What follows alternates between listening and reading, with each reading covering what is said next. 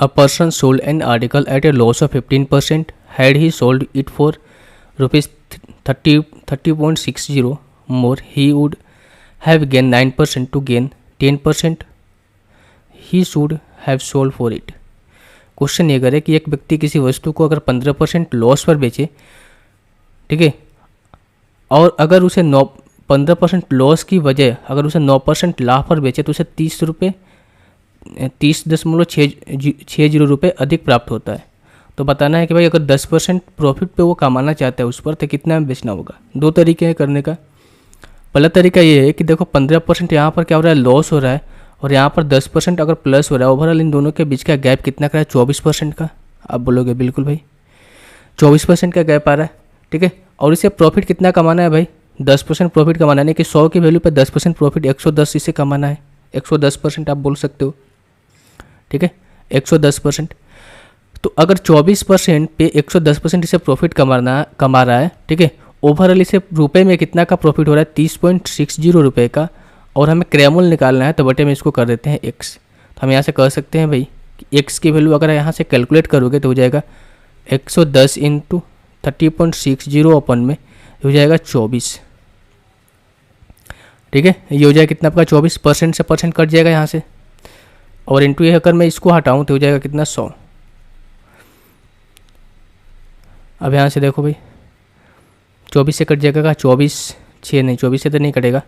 अगर मैं इसको 6 से काटूँ, 6 चौके 24, 6 5 30, 6 कम 6, तो हो जाएगा आपका 11 कम 11, 11 5 55 और 1 56 बटे में 4। इसका मतलब ये हुआ भाई 1 हो जाएगा, ये 4 हो जाएगा, ये 0, 140 पॉइंट समथिंग आएगा। एक ही ऑप्शन है आपका, ऑप्शन नंबर ए। तो जो उसका CP आएगा 140.25 रुपीज़ आएगा। दूसरा तरीका ये है, समझ लो आप, कि अगर 15% हानि पे बेच रहे हैं, यानी 15% का फ्रैक्शन वैल्यू ये होती है 3/20, यानी 20 के सामान को बेच रहा है, 3 कम 17 में बेच रहा है, उसे 9% का लाभ भी कमाना है, तो यानी कि 9/100 होता है, ठीक है, 9/100 होता है। तो हो जाएगा कि आपका 100 के सामान को कितने में बेचेगा, 9 अधिक, यानी कि 109 रुपये में बेचेगा, ठीक है, 109 रुपये में बेचेगा।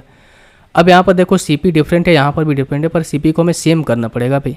सेम करने के लिए यहाँ से 5 से मल्टीप्लाई करेंगे तो कितना हो जाएगा, 20 5 से, ये हो जाएगा 100, और 17/85, यानी पहले सिनेरियो में वो 85 रुपये में कोई 100 के सामान को 85 में बेच रहा है, दूसरे सिनेरियो में 100 के सामान को 109 में बेच रहा है, तो उसे प्रॉफिट कितना का हो रहा है भाई। देखो अगर 85 के बजाय 109 में बेचता तो उसे कितना का प्रॉफिट होता है, 9 में से 5 जाएगा 4, और ये हो जाएगा कितना आपका 10 में से 8 जाएगा 2, 24 का प्रॉफिट होता है।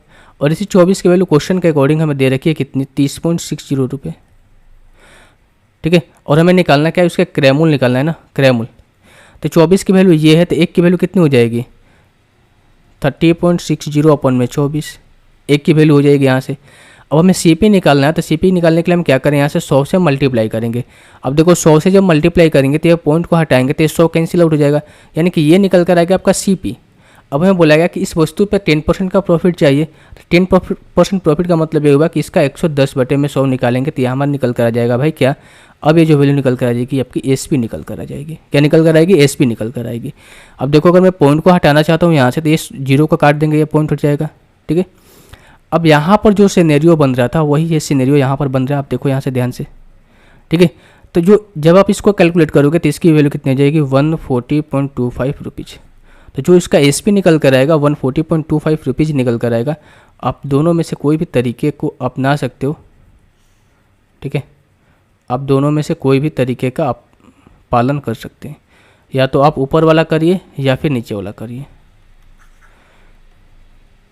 चीज़ें एक ही है।